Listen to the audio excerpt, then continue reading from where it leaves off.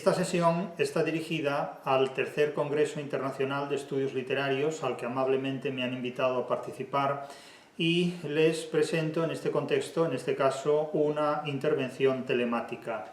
El tema de esta intervención, como se ha anunciado en el programa, es el relativo a la neotenia, y su título, esencialmente, es el siguiente: Diagnóstico neotenia literaria. Un concepto fundamental, imprescindible, en la teoría de la literatura del siglo XXI.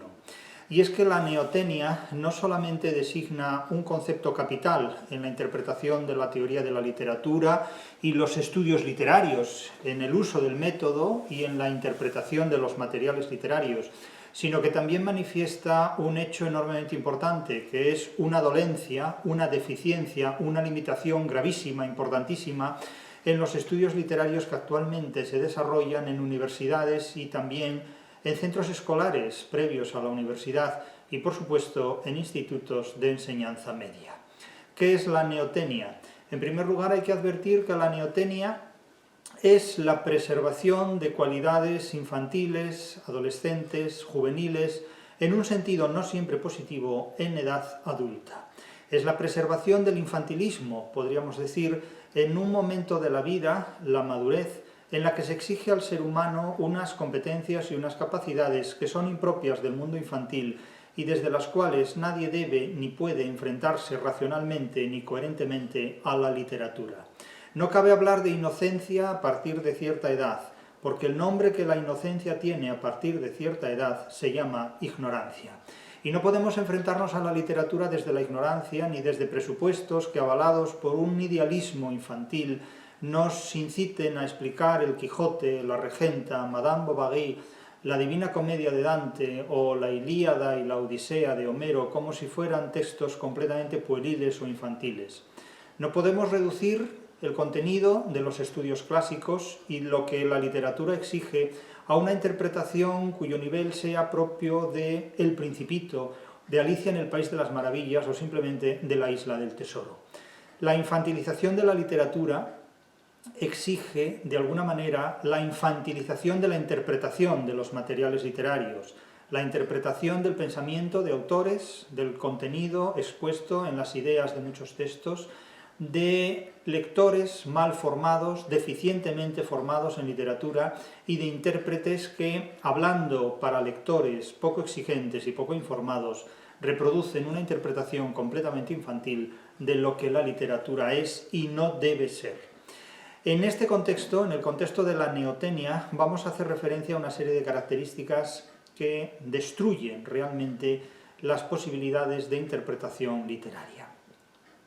La mayor parte de los estudiantes actuales de teoría de la literatura, sobre todo de teoría de la literatura, no hablemos ya de literatura comparada, porque en realidad es una vana pretensión en las áreas de teoría literaria. La literatura comparada está al alcance de muy pocos y prácticamente nadie la practica. En todo caso, hacen comparación de un autor con otro autor, a veces extranjero y en otros casos ni siquiera. A veces se comparan obras de la misma ciudad, del mismo pueblo, del mismo país. Es un comparatismo muy cómico, muy ridículo.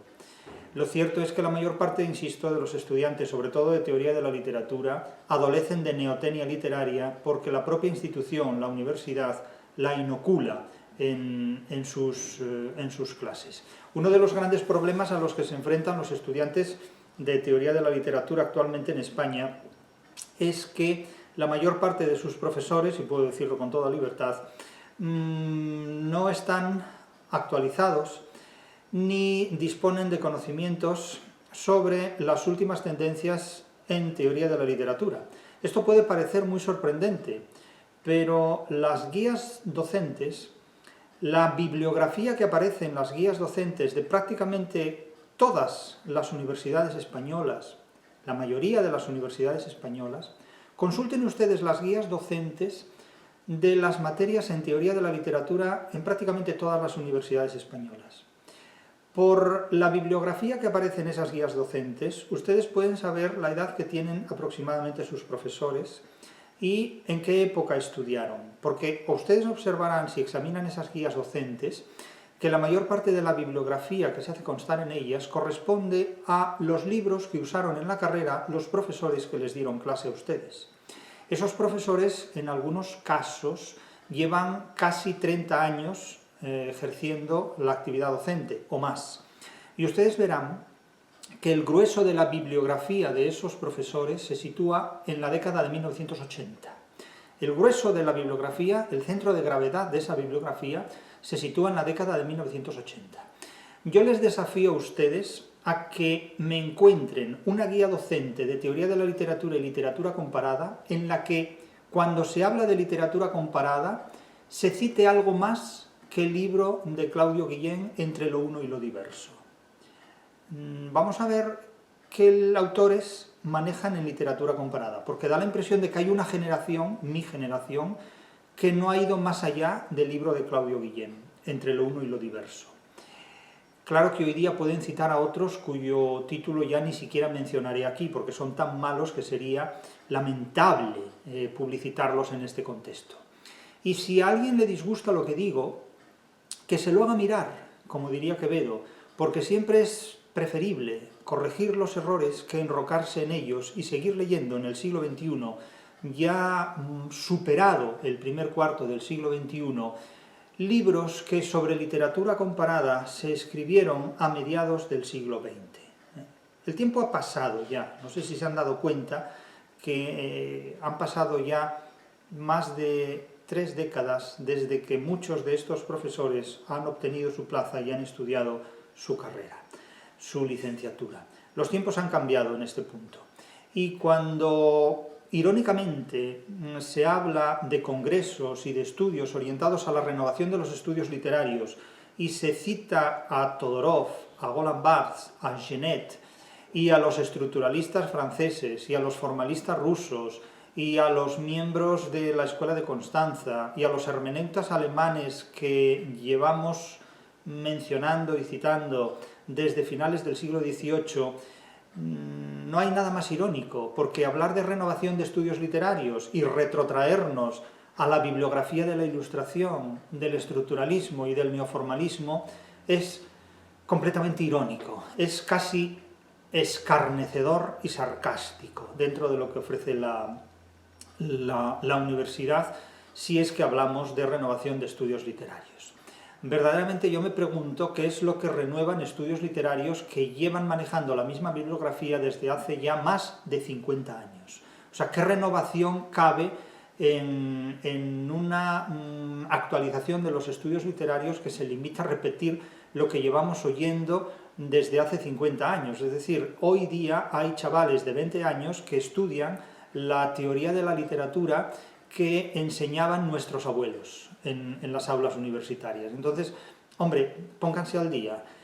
Yo comprendo que la filosofía sea el menú de los idealistas, pero lo que no podemos es servir hoy en la universidad el mismo menú que hace más de 50 años, porque eso supone un déficit alimenticio enormemente importante en la inteligencia de los nuevos estudiantes.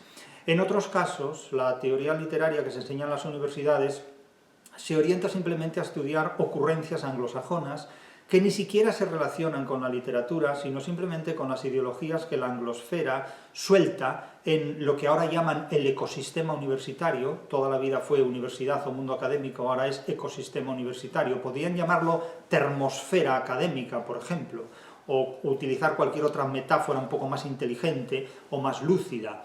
Pero no es el caso, ¿no? Es decir, a la endogamia se la denomina dinámicas internas, a la burocracia se la denomina entorno multifáctico y a la universidad ahora resulta que se la llama ecosistema académico, o al mundo académico se le denomina ecosistema universitario.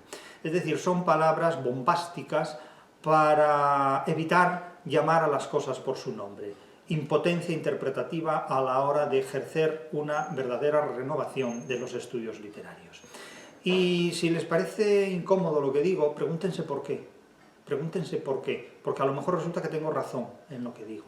Pero eso es cosa de ustedes, y bastante hago con advertirles de un hecho muy importante. No hay nada peor que enrocarse en el error, que enquistarse en la equivocación y hacer del fracaso un enroque que en definitiva solo conducirá a quitarles a ustedes de en medio de la circulación de la investigación científica y académica. Pero eso es algo que no se nota hoy, se notará dentro de unos años, se notará dentro de un tiempo.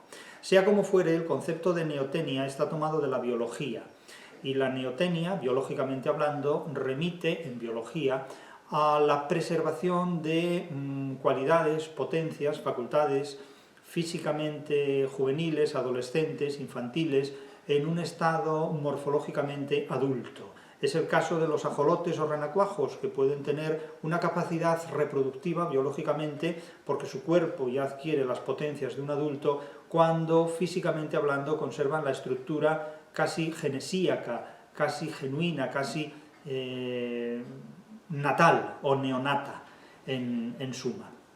Sin embargo, la neotenia humana, en el contexto que yo la he utilizado en la crítica de la razón literaria, ya remite sobre todo no tanto a una deficiencia física en un estadio adulto, sino a una deficiencia intelectual, a la preservación de cualidades infantiles, no físicamente neonatas, sino intelectualmente infantiles, en un estadio morfológicamente adulto. Es decir, que un adulto interpreta la realidad con la mentalidad de un niño.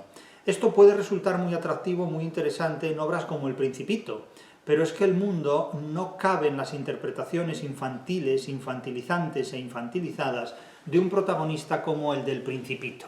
Es decir, si uno tiene que dirigir una multinacional, si tiene que dirigir un banco mundial, no puede hacerlo usando la filosofía del Principito. Y no porque usando la filosofía del Principito el Banco Mundial funcionara mejor, sino simplemente porque no funcionaría ni como un banco ni como algo mejor o peor. Es decir, no se puede pilotar un avión, y lo digo esto con toda contundencia, utilizando la filosofía del aviador que escribió El Infinito, El Principito, porque no nos vamos a ninguna parte, ni al infinito, ni a los juncos, ni a ningún sitio. Con eso lo único que discurrimos son por trayectos neoténicos que impiden completamente la madurez humana.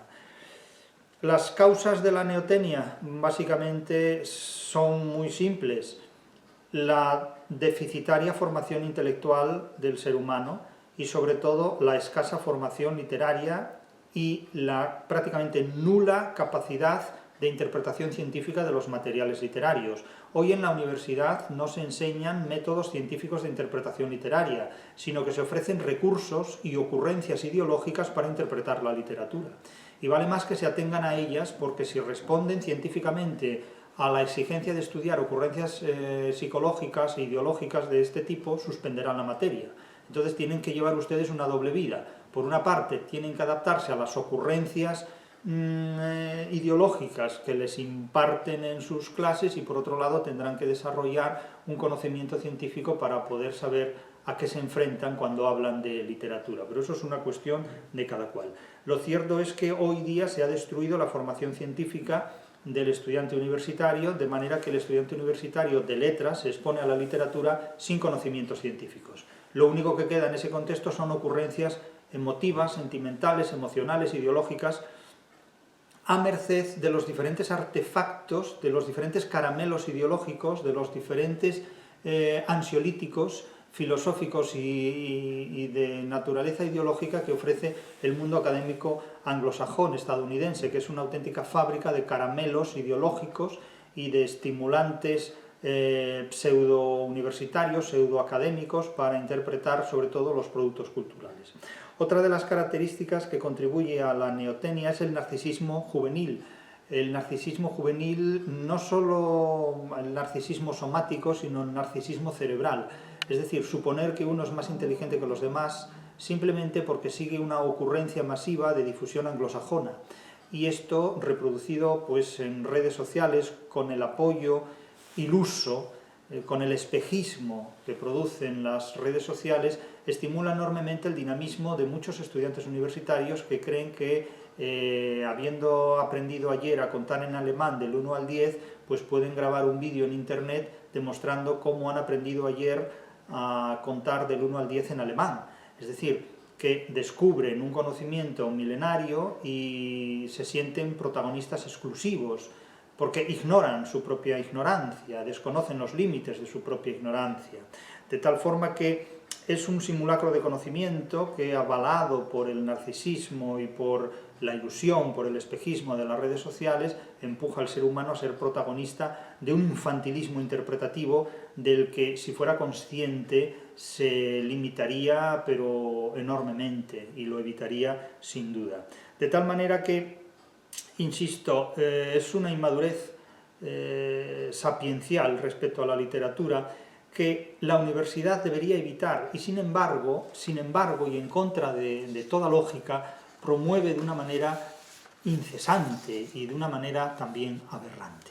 Ahora bien, la neotenia como categoría crítica, ya hemos dicho que a partir de la preservación de rasgos muy originales, morfológicamente infantiles y adolescentes, perdura en la madurez y lleva pues, a hacer interpretaciones, en este caso de la literatura, completamente deficientes, completamente incompatibles con la realidad. La prolongación de la infancia o de la juventud en un estado adulto, a la hora de interpretar la literatura, a la hora de analizar la literatura, puede dar lugar a resultados lamentables, a resultados muy ridículos. Es cierto que la neotenia tiene rasgos positivos. La neotenia, desde el punto de vista juvenil, adolescente, infantil, es un estímulo de curiosidad, es un estímulo de desarrollo, naturalmente invita al juego intelectual, invita al debate, a la dialéctica, al diálogo, invita a aprender cosas en relación con otras personas y naturalmente supone una apertura hacia lo nuevo, hacia lo desconocido, porque nadie nace sabiendo. Ahora bien, hay unos rasgos patológicos, y es que puede preservar la inmadurez en estado adulto, puede inducirnos a un utopismo ideológico, a un utopismo filosófico, a un utopismo literario, es decir, a imaginar ilusoriamente, a través de espejismos, interpretaciones de la literatura que no tienen ningún fundamento ni ninguna coherencia, pero que sin embargo nos resultan muy atractivas porque como desconocemos el orden, el fundamento operatorio de la realidad, es decir, como se desconoce cómo funciona realmente la realidad porque se actúa desde un idealismo incompatible con esa misma realidad, pues uno está muy satisfecho de la neotenia en la que vive, de ese tercer mundo semántico en el que se encuentra. Pero esto, claro, degenera en una irresponsabilidad crónica. Claro, no puede uno vivir en la perpetua inmadurez. Y sin embargo el mundo actual está diseñado para que la gente viva en una inmadurez perpetua. Entonces, claro, ¿qué ocurre cuando se interpreta la obra de un autor desde un presupuesto totalmente infantil? ¿Qué ocurre cuando se interpreta el pensamiento de un autor como Cervantes en términos completamente infantiles o pueriles? ¿Qué ocurre cuando un lector analiza infantilmente una obra literaria? Imagínense ustedes que interpretan el Quijote desde una perspectiva completamente infantil, tal como se expone en obras como El Principito. Claro, si ustedes interpretan el Quijote desde los presupuestos de la neotenia del Principito, el resultado es una interpretación del Quijote completamente ridícula. Y muchas de las interpretaciones que hoy se hacen en el mundo académico del Quijote parecen estar basadas en el Principito más que en el pensamiento de Cervantes. Claro, esta es una situación completamente sorprendente, pero quien no es consciente de los errores que comete, porque además nadie le advierte de ellos, y ahora veremos por qué, o por qué ocurre esto, porque hay una desconexión entre generaciones, de tal manera que muchos miembros de esta generación llamada milenarista, o muchos milenaristas, realmente desconocen y son inconscientes completamente de sus propias ignorancias y de sus propias lagunas. Y esto ocurre porque se ha roto una relación entre la generación de los milenaristas y la generación anterior a ellos, la de los boomers tardíos o de la denominada generación X. Se ha quebrado.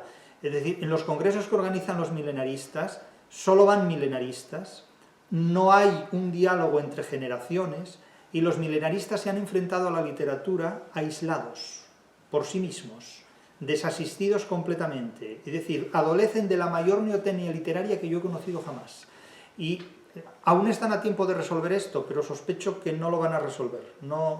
Sospecho que la mayor parte de ellos no van a poder superar estas limitaciones neoténicas en su formación literaria. Y esto, pues claro, naturalmente es un gravísimo problema, porque claro, genera una ignorancia totalmente satisfecha, ya que no se es consciente de lo que se ignora, una soberbia interpretativa muy grande, porque creen que lo saben todo, creen que saben más de sus profesores, cuando no conocen la obra de sus profesores.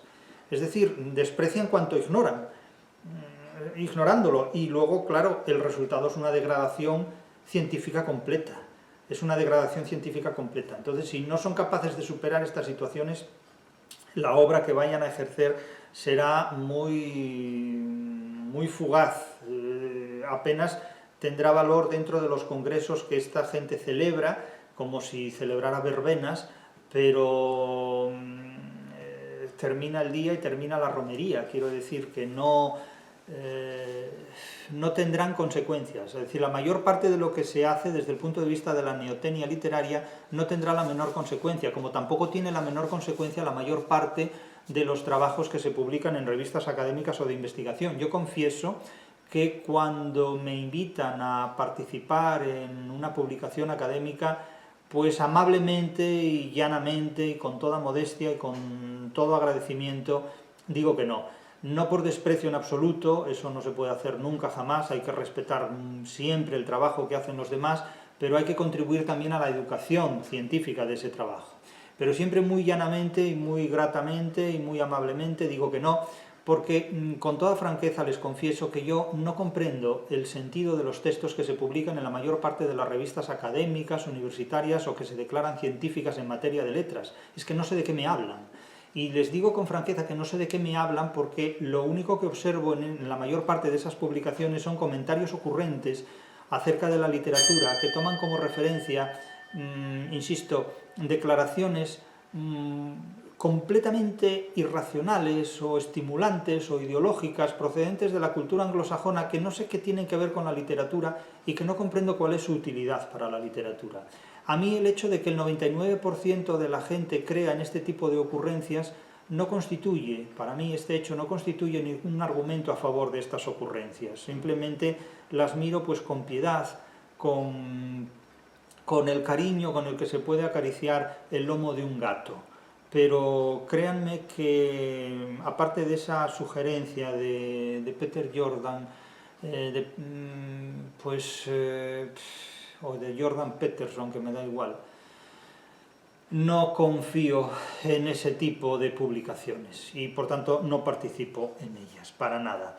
Entonces, claro, cuando se hacen interpretaciones neoténicas de autores de obras literarias, de personajes de obras literarias, como de Raskolnikov, como de Madame Bovary, como de Wilhelm Meister, por ejemplo, o cuando el propio lector ya es un auténtico neoténico de la literatura porque no ha madurado como tal. A la literatura hay que llegar vivido, hay que llegar con mucha madurez, hay que llegar con una formación empírica lo suficientemente solvente como para liberarse de infantilismos, pues el resultado es la neotenia intelectual. Es decir, es una curiosidad que no tiene ninguna finalidad concreta, que no tiene ninguna teleología porque no tiene objetivos, y es más bien una inmadurez que se recrea en sí misma, y es un simulacro de conocimientos. Es como usar la literatura, como si se tratara la literatura de un juguete metafísico, de un juguete infantil, valga la redundancia, es decir, es un asombro sin causa, es un asombro sin objetivos.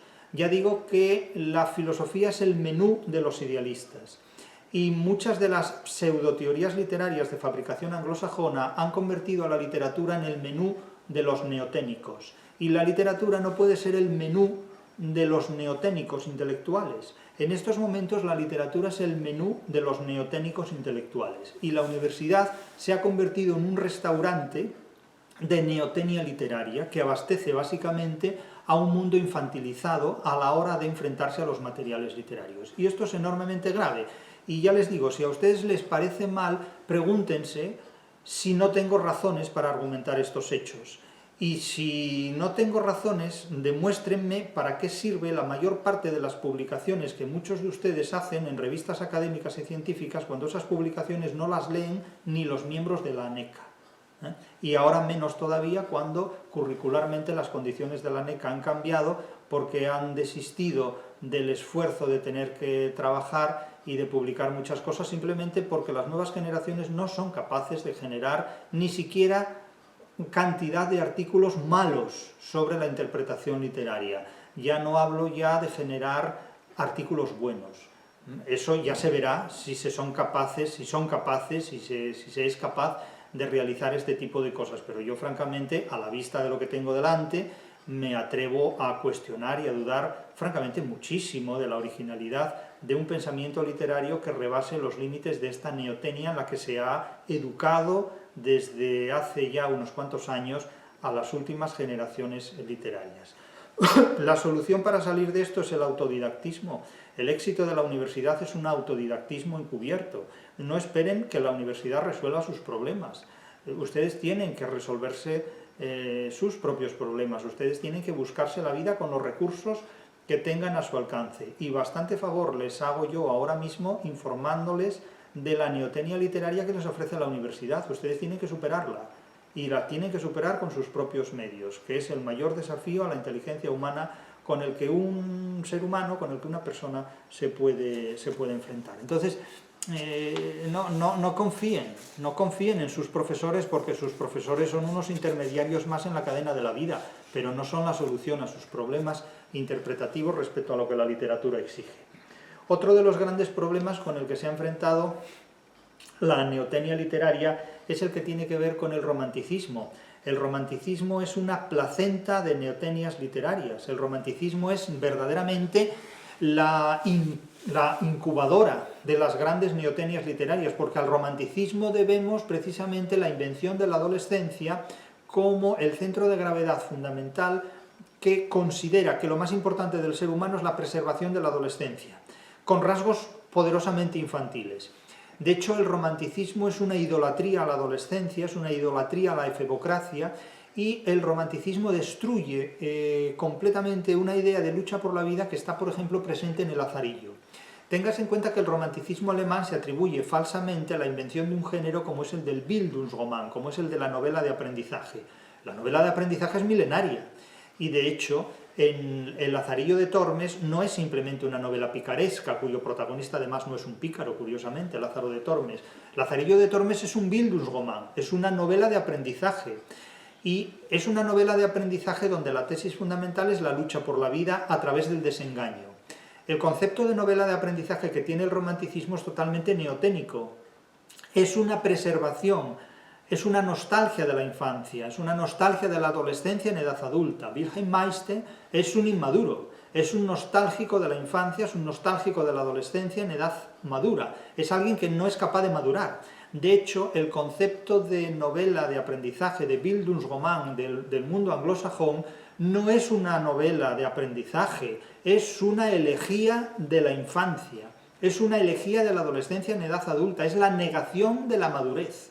Es el relato de un ser humano que se niega a convertirse en un adulto y que quiere preservarse en los límites intelectuales de la infancia y vivir en un perpetuo asombro ante todas las cosas. Claro, todos los días son una novedad cuando no se aprende nada día tras día, de tal manera que, evidentemente, si no adquirimos conocimientos hoy, mañana nos enfrentaremos a los mismos interrogantes a los que nos hemos enfrentado hoy, porque todo se resuelve en un asombro, en una impresión, en una perpetua sorpresa, como los personajes de Borges o los personajes de Cortázar. Pero así no se puede vivir, así se puede ser protagonista de una novela estúpida, pero esto es muy arriesgado, porque convertir la propia vida en una trama o en un argumento neoténico o estúpido es algo que tiene solamente un desenlace posible, que es el fracaso. Solo tenemos una vida, no conviene exponerla a las exigencias del fracaso. Esto es enormemente importante porque la vida no es una novela, ni es una obra de teatro. El teatro permite ser ensayado, el teatro permite ensayos, la vida no.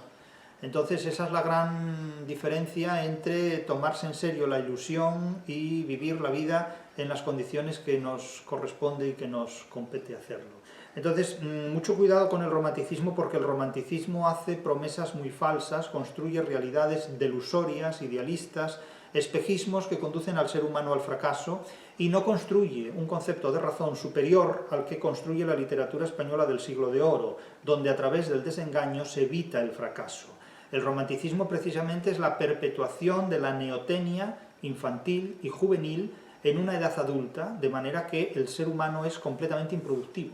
El romanticismo, además, con esas construcciones neoténicas, reemplaza la idea de la lucha por la vida por la idea de la permanencia pueril, de la preservación de lo adolescente. Ya digo que Wilhelm Meister no es el Lazarillo de Tormes, ¿eh? Por otro lado, el romanticismo idealiza todas las experiencias humanas. El romanticismo plantea la vida como un idilio eterno con lo que nos rodea, como si todo lo que forma parte de nuestra vida fuera una colección de fetiches estéticos y emocionales, como si las palabras fueran una plegaria infinita, de tal manera que basta evocar una realidad o pronunciar una palabra para hacerla efectiva. Es una manera de reducir la ontología a la filología, es decir, basta decir que yo soy feliz para ser feliz, basta decir yo soy Napoleón para convertirme en Napoleón, es decir, es un idealismo puro, y el idealismo es una filosofía incompatible con la realidad, pero esto no siempre se advierte, porque nosotros hemos tenido profesores que estaban marcados por la Ilustración, y marcados por los prejuicios de la Ilustración. Hoy día los prejuicios de la Ilustración han fracasado, y el fracaso de esos prejuicios está a la vista de todos. La Ilustración ha hecho múltiples promesas que la democracia no ha podido cumplir. Hoy nos encontramos con una universidad deficiente que ha desconectado al estudiante de la realidad, ya no solo del mercado laboral, eso ya llevaba desconectado hace mucho tiempo. El problema es que antaño se decía, cuando yo estudiaba la carrera, se decía que la universidad era una fábrica de parados. Hoy día yo puedo decir que la universidad es una fábrica de ignorantes. Y no lo he dicho yo, lo han dicho ya otras personas antes que yo, que la universidad hoy día es una fábrica de analfabetos funcionales. Eso lo ha dicho Roca Barea ya en determinados medios de comunicación y lo han dicho ya también otros autores y otras personas. Ahora bien, la solución a estos problemas no está en la Ilustración, sino que está en el concepto de razón que ya había elaborado el siglo de oro español. No se puede decir que la Ilustración elabore un concepto de razón superior a los históricamente anteriores a la propia Ilustración, porque el concepto de razón que objetiva Cervantes en el Quijote no fue igualado ni superado por ningún autor literario de la Ilustración ni de siglos posteriores al XVIII. ¿Acaso es irracionalista Quevedo cuando escribe su obra literaria? ¿Acaso es irracionalista Calderón cuando escribe una obra como La vida es sueño para demostrar precisamente que la vida no es un sueño, la vida no es una ilusión, y que a un personaje como Segismundo, aunque lo encierren en la más profunda y oscura de las mazmorras del mundo, si lucha por su libertad, encontrará posibilidades de recuperar el poder que le permita legitimar esa libertad en contra de todos los pronósticos, en contra de todo lo que se ha opuesto a su libertad? La tesis de Calderón de la Barca es que la vida no es un sueño, la vida no es una ficción, la vida no es un engaño, sino que la vida es un ejercicio de desengaño. Y La vida es sueño debería ser una obra que los estudiantes universitarios de hoy leyeran con una atención de la que con frecuencia no les hablan, porque el mensaje de La vida es sueño es muy claro. Aunque te metan en un saco, aunque te metan en una mazmorra, aunque te enseñen desde los presupuestos de un tercer mundo semántico a morder el anzuelo de los engaños, aunque no te permitan conocer la auténtica realidad, aunque te oculten la verdad, si eres verdaderamente inteligente y luchador, acabarás saliendo de la caverna platónica, acabarás superando los límites del tercer mundo semántico. Si te educan para fracasar, deberás enfrentarte a esa educación para después saber superar las posibilidades de ese fracaso al que la educación que te han impuesto te ha conducido. El tema fundamental de La vida es sueño es un tema clave para los estudiantes universitarios de hoy, porque les digo a estos estudiantes una cosa: la vida se resume en 3 palabras. La vida que hasta ahora habéis vivido, queridos estudiantes universitarios, se resume en 3 palabras. Os han mentido. Esas 3 palabras resumen la mayor parte de la vida académica que hasta ahora habéis vivido. Os han mentido. Os han mentido. ¿Dónde está la verdad en este punto? Pues la verdad está en el trabajo que a título personal hagáis para desengañaros ante la cantidad de neotenia académica que se ha vertido y se sigue echando encima de vosotros, se sigue vertiendo sobre vosotros.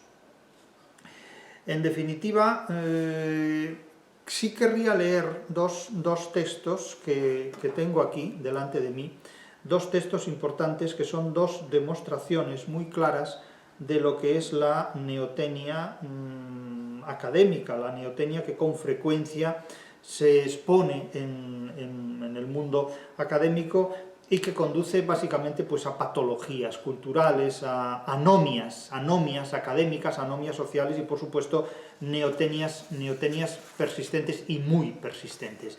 No voy a mencionar al autor de cada uno de estos textos, al autor o a la autora, da igual, de cada uno de estos textos. Pero lo que sí quiero decir es que estos textos simulan algo muy romántico, y es que atribuyen genialidad a quien los escribe, cuando en realidad no hay ninguna genialidad, sino que hay inmadurez. El romanticismo sustituye la genialidad por la inmadurez y presenta la inmadurez maquillada, estetizada, poetizada, como si fuera una muestra de genialidad.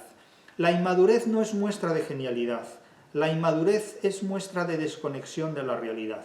La inmadurez lo único que revela es la pérdida de referencia, la pérdida de relación, de conexión con el mundo real y con otras personas. Uno se desconoce a sí mismo, se deslegitima a sí mismo y pierde de vista las relaciones consigo mismo y con la realidad de la que forma parte. Entonces, en estos textos que ya les digo, le voy a leer, el romanticismo es responsable de haber confundido la genialidad con la inmadurez y de haber presentado la inmadurez humana, la neotenia, como una muestra de genialidad. En este punto el idealismo conduce indudablemente al fracaso y el romanticismo es muy responsable de esto, de seducir con utopías filosóficas, con utopías políticas, ya no con utopías religiosas, que eso formó más bien parte de las iglesias medievales y hasta renacentistas, sobre todo la iglesia reformada luterana, pero sí ha preservado la religión, la filosofía y las ideologías políticas un componente utópico muy poderoso con el que sigue seduciendo masivamente a la población y también en parte a la población universitaria. La población universitaria no se la seduce hoy con religión, se la seduce ni siquiera a veces tampoco con ideologías políticas que fueron más poderosas sobre todo en la generación de sus padres y abuelos, en los boomers. Hoy se les seduce sobre todo con ideologías filosóficas o pseudofilosóficas, donde la política no da la cara, sino que dan la cara a otras tendencias, como por ejemplo la idolatría de los animales, la idolatría del cambio climático, la idolatría del medio ambiente, de los ecosistemas, etcétera, etcétera. Es decir, ya la política ha quedado relegada a un segundo plano y su lugar ha sido ocupado por otro tipo de tendencias menos marcadas políticamente, pero no menos intensas emocionalmente desde el punto de vista de la capacidad de comprometer la voluntad humana y de esclavizar esa voluntad humana en nombre de valores que, supremacistamente hablando, esclavizan la moral, la psicología y la inteligencia que puede haber en cualquier ser humano disponible a trabajar para estos idealismos. Pero ya digo, estos textos que afectan enormemente a los estudios literarios y provocan la neotenia de autores, lectores y contenidos, son textos como el siguiente. No importa quién lo haya escrito, absolutamente igual. Esto es un texto neoténico puro. Fíjense lo que dice este autor. El ser humano es un animal narrante, es un narrador, es un animal narrador. Nuestra vida, sin embargo, no está determinada por un relato vinculante, coercitivo, que nos pueda dar sentido y orientación. Estas son frases que no dicen nada, porque si las pasamos a una versión negativa, si las trasladamos a una redacción negativa, tienen el mismo sentido. Se puede hacer con ellas lo que se quiera porque son irrelevantes. Estamos muy bien informados, dice, pero carecemos de orientación debido a la ausencia de un relato. Yo no puedo asumir esto porque hay muchísimos relatos. Hay relatos sobre el cambio climático, hay relatos sobre el valor superior de los animales, hay relatos sobre los derechos universales de los seres humanos, hay relatos sobre la paz perpetua, a pesar de que quieren mandar a la generación más joven a la guerra en Europa. Es decir, no se puede decir que no haya grandes relatos, hay grandísimos relatos. Hay grandísimos relatos, lo que ocurre es que son diferentes a los relatos que había hace un siglo, por ejemplo. Si la felicidad humana, como dice Nietzsche, depende de que haya una verdad indiscutible, entonces estamos realmente desprovistos de felicidad. La frase es completamente gratuita, porque podríamos decir, si el dolor de cabeza depende, como dice mi vecino, de los ladridos del perro del vecino de al lado, pues estamos desprovistos de felicidad. Quiero decir, son frases completamente ridículas que simulan altos registros, que simulan incógnitas metafísicas, cuando en realidad no hay absolutamente nada. Son caramelos que dan gusto simplemente a seres o a personas o a receptores que no conocen otra cosa mejor. Pero si realmente analizamos esto desde exigencias racionales y críticas, nos damos cuenta de que nos toman el pelo cuando nos hablan en estos términos. El texto prosigue y dice, la verdad es un relato, y podríamos decir, y un relato es la verdad, y la tabla de multiplicar es un relato, y las cuentas del rosario son también un relato. Pues todo es un relato, ya lo dijo Derrida, todo es texto, todo es relato. Y después de decir este tipo de cosas, ¿qué hacemos? Tenemos que trabajar. Este tipo de declaraciones solo se las puede permitir alguien que no tiene que trabajar mañana, realmente. Porque ya lo he dicho muchas veces, la filosofía es el menú de los idealistas. Quien se alimenta de esto es porque no tiene que enfrentarse a la realidad, es porque vive en un mundo filológicamente ajeno a la realidad. Y la filología puede ser ajena a todo, pero no a la ontología. Cuando la filología pierde de vista la ontología, se convierte en filosofía. En una filosofía que inventa una ontología propia que nada tiene que ver con el mundo que pisamos, buscando dioses, espectros y fantasmas, y convirtiendo al filósofo en un detective que supuestamente tiene que encontrar al asesino. Y el asesino suele ser un nous, un apeiron, un motor perpetuo, un Volksgeist, un espíritu absoluto, este tipo de Dasein, es decir, este tipo de ocurrencias, ¿no? La filosofía es la búsqueda de un Dios en la que el filósofo es el detective, y entonces lo encuentra en un momento dado, ¿no? Encuentra el Dasein, encuentra el demiurgo, encuentra la sustancia pura, las mónadas, es decir, y así pues se entretienen, insisto en esto, la filosofía es el menú de los idealistas, pero es que el que tiene que trabajar no se puede permitir este menú del día, eso no puede ser. Cuando hay que trabajar y hay que enfrentarse a la realidad, la ciencia no puede permitirse vivir en estos espejismos. La ciencia no se alimenta de espejismos, y la literatura tampoco, ¿eh? La literatura los desmitifica enormemente. Piensen que el Quijote es una obra destinada sobre todo a separar la realidad del engaño, la realidad de las trampas y de los espejismos en los que la mayor parte de los sofistas y de los impostores nos hacen caer. Si lo quieren leer como un manual de idealistas, sepan que el idealismo termina en el fracaso. Y concluyo con la cita de este texto. Las informaciones, por el contrario, son aditivas, no se condensan en un relato. Las informaciones refuerzan la tormenta digital de contingencias y agudizan la falta de ser. Yo no sé qué es la falta de ser. Como les digo, estos son palabras retóricas que uno puede leer la guía de teléfonos en estos términos y decir que la guía de teléfonos es un relato, ¿no?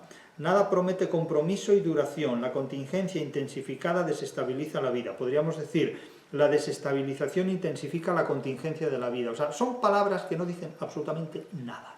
Si esto es la filosofía, quédense con ella, pero no cuenten conmigo. Esto es neotenia literaria, esto es neotenia filosófica, esto es neotenia filológica. Si con estos recursos ustedes pretenden interpretar la literatura, dedíquense a otra cosa, porque no interpretarán la literatura.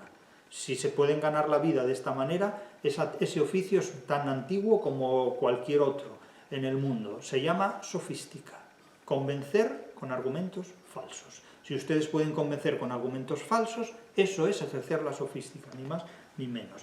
Claro, textos de este tipo, tengo aquí delante muchos, pero no les voy a leer más que otro. ¿Cómo se llega a la neotenia literaria? Con un déficit de formación científica respecto a los materiales literarios y a la literatura. La universidad hoy día es una institución que se siente muy insegura de sí misma. La universidad hoy día es una institución que ha perdido el poder que tenía, del que disponía hace 30, 40 o 50 años. Hoy la universidad ocupa un lugar terciario o cuaternario dentro de lo que es el poder de los diferentes medios de comunicación y de difusión. La universidad se ha disuelto, ni siquiera está presente en redes sociales. La mayor parte de las universidades que están en redes sociales o tienen canales de YouTube transmiten contenidos que son irrelevantes en casi todos los campos. Se han convertido en empresas que captan alumnos a cualquier precio porque sus contenidos están fuera del mercado en muchos aspectos y fuera de la realidad en otros aspectos. Es decir, que la universidad se enfrenta a una de las etapas más críticas de su historia. Por otro lado, en el caso de las letras, los estudios literarios se han reemplazado por los estudios culturales, de manufactura anglosajona, y la gente se cree muy moderna y muy actual al sustituir la literatura por la cultura, cuando la cultura es la invención de los pueblos que carecen de literatura. Se estudian obras literarias con metodologías inventadas en países que carecen de literatura para que nosotros, que tenemos la mejor literatura de la historia, la literatura de tradición hispano-grecolatina, estudiemos nuestra literatura con métodos inventados por gente que procede de países que no saben nada de literatura, que no saben nada de literatura, y que han reemplazado la idea misma de literatura por un concepto de cultura indefinida que no se sabe realmente lo que es, porque sirve para todo precisamente porque no sirve para nada, en suma. Y luego, bueno, pues claro, tras décadas de deconstrucción, de postestructuralismos, de postdeconstructivismos, de postestructuralismos de todo tipo, de obras como las de Derrida y de Foucault, pues llega un momento que ya no sabe uno qué hacer con los materiales literarios, porque ninguno de estos autores, ni Derrida, ni Foucault, ni la mayor parte de los cometas de esta cola interminable de sofistas, pues ha construido ninguna interpretación solvente sobre ninguna obra literaria, es decir, no son referentes absolutamente de nada. Por lo tanto, la falta de formación literaria y de formación científica en teoría de la literatura, en literatura comparada, en historia literaria, conduce inevitablemente a un infantilismo a la hora de enfrentarse a los textos que resulta muy difícil de superar. Por otro lado, esta misma neotenia provoca una confusión enorme entre los conocimientos tradicionales y los conocimientos nuevos, de tal manera que no se distingue la originalidad de la inmadurez ocurrente, o de las ocurrencias inmaduras, si lo quieren ver así. De esta manera, pues las ideas originales que alguien pueda tener pasan desapercibidas porque nuevas ocurrencias tratan de sustituir esas ideas originales que a lo mejor son milenarias. Es decir, alguien se inventa una palabra para designar un hecho que en historia de la literatura lleva en circulación 3 o 4.000 años. Es una cosa curiosa en este punto, porque la cultura anglosajona, el mundo académico estadounidense, pone en circulación términos ocurrentes que designan realidades ya conocidas desde hace siglos. Y claro, solo desde la ignorancia se puede abrazar como original una idea que es más vieja que Matusalén. Pero claro, cuando no se sabe, pues se incurren en deficiencias de este tipo. Miren, yo si a esto añadimos la ilusión mediática y las redes, todo se complica mucho más. Pero confundir ideas originales con conocimientos preexistentes disfrazados de ocurrencias es muy común entre la gente joven que no tiene formación literaria. Pero mire, les voy a leer otro texto y después les hablo de otro error muy propio de la neotenia, que son los errores enquistados. Los errores enquistados son muy lamentables. Pero fíjense, otro autor que nos ofrece su neotenia literaria, filosófica y de todo tipo. Dice este otro autor, no importa quién sea: si nos acostumbramos a ser inconformistas con las palabras, acabaremos siendo inconformistas con los hechos. Y podríamos decirle a este autor, o no, sí o no. Es decir, lo que dices es así, pero también podría ser al revés. Y lo dice este señor, que es uno de los más conformistas con todos los hechos habidos y por haber. Pero bueno, consejos tengo, consejos vendo que para mí no tengo, consejos vendo que para mí no tengo. Ambas actitudes, dice este autor, son sin embargo formas de libertad, o no, o formas de esclavitud. Claro, es que aquí no nos ha hablado de lo que es la libertad. ¿Qué concepto de libertad tiene este señor para hablar de él tan gratuitamente? Y la libertad no admite conformismo alguno. ¿Que la libertad no admite conformismo alguno? Vamos, hombre, si la libertad no pactara con muchos conformismos, el ser humano libre no viviría, lo quitan de en medio inmediatamente. Vamos, esto es un idealismo, suponer que uno no pacta en el ejercicio de su libertad es un idealismo galopante, esto es neotenia pura. Vivir para los humanos, sobre todo en nuestro tiempo, ha sido siempre una sucesión de conformidades, de aceptaciones y sumisiones. Bueno, esto es como decir que el triángulo tiene 3 lados, y aplaudir, porque nadie ha encontrado ese hallazgo, ¿no? De nuevo aquí, esa confusión entre las ideas originales y conocimientos históricos y preexistentes. Es decir, hay gente que descubre hoy que el triángulo tiene 3 lados y lo publica en Internet, como si el hallazgo fuera suyo y propio. Pues hace milenios que los triángulos tienen 3 lados, aunque haya personas que se hayan dado cuenta hoy precisamente de este principio de la geometría, ¿no? Y no faltará alguno que diga que no, que el triángulo no tiene 3 lados, que el triángulo en realidad tiene 8 lados. Lo que sucede es que la percepción humana en determinados contextos hace que estos 8 lados se perciban como 3.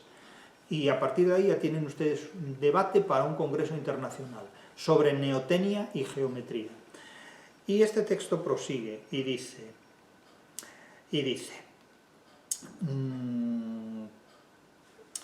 aceptamos el lenguaje. Dice así, aceptamos el lenguaje. Dice, bueno, y aceptamos la ley de la gravedad, salvo cuando volamos en un cohete. Pero bueno, aceptamos el lenguaje, aceptamos con él, con el lenguaje, sentidos, referencias y todo ese monótono universo de ecos que los medios de transmisión de imágenes, sonidos y letras codifican y propagan. Bueno, esto es como decir, los números son bonitos, los números son estupendos, los números se suceden los unos a los otros y aceptamos la sucesión de los números como algo inevitable por el destino, las promesas del futuro y las ideologías que nos conmueven al contar del 1 al 10 y viceversa. Claro, estos son, permítanme que se lo diga directamente, estos son chorradas.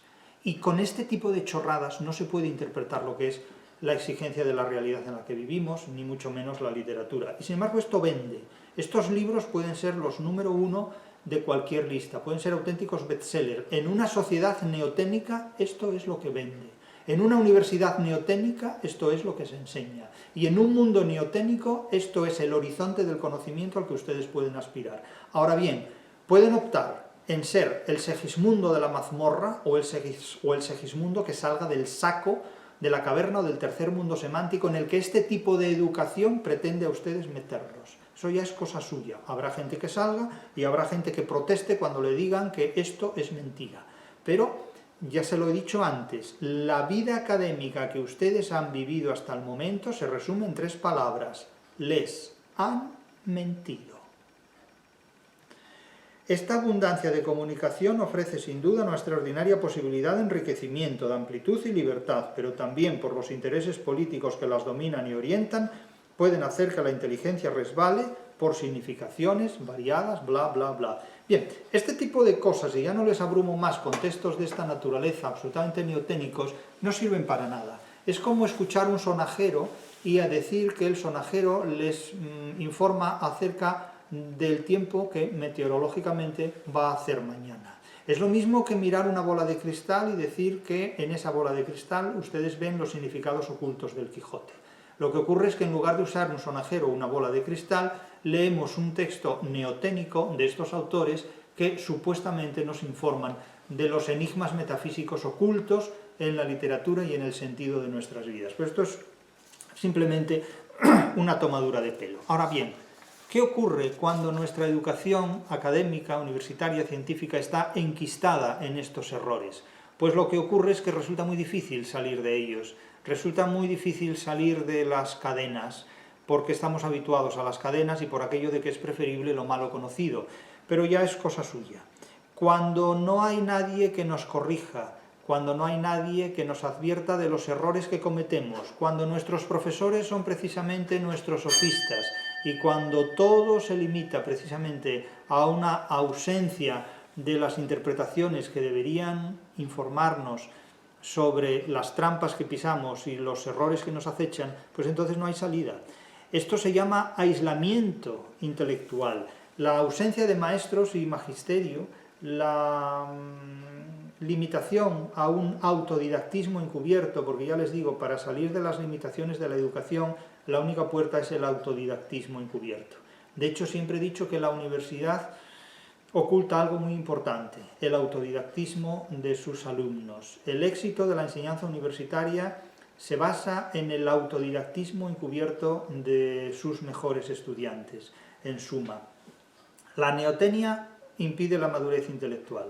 La neotenia literaria es la cronificación de los errores asumidos en largos años de malversación interpretativa de la literatura llevada a cabo por las instituciones que deberían precisamente dar una interpretación científica de los materiales literarios y que en lugar de ofrecer esa interpretación científica ofrecen una interpretación neoténica basada en filosofías idealistas, en ideologías que malversan la interpretación de los textos y en mensajes emotivos, de autoayuda incluso. Hay una auténtica gula emocional a la hora de interpretar los textos literarios que reemplaza, digamos, las necesidades vitamínicas de la inteligencia.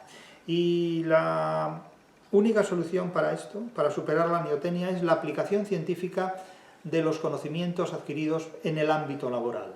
La superación de la neotenia se consigue trabajando y aplicando en el ejercicio laboral, en la actividad profesional, los conocimientos científicos. En el trabajo no se puede ejercer ningún idealismo, no se puede trabajar el día a día, no se puede afrontar las exigencias laborales en ninguna empresa, y la universidad es también una empresa, desde los idealismos.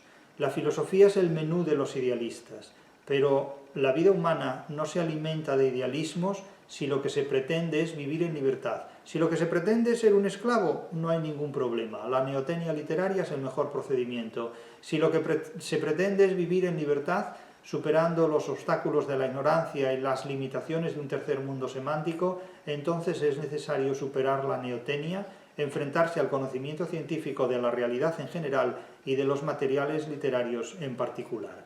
Miren, cuando se planteen ustedes una cita con las nuevas metodologías de la interpretación literaria, vayan más allá de las guías docentes que han utilizado en sus estudios universitarios, porque en la mayor parte de esas guías el nivel de estudios se sitúa 50 años por detrás del mundo actual. De tal manera que la formación que ustedes tienen es la que tuvieron sus profesores hace 50 años, y en muchos casos tampoco esa era la formación más adecuada. Ustedes tienen que superar una limitación muy importante, la neotenia literaria en la que han sido educados. Yo les he escrito una obra para superar esto, La crítica de la razón literaria. A partir de ahí, lo que ustedes hagan con la literatura es cosa suya.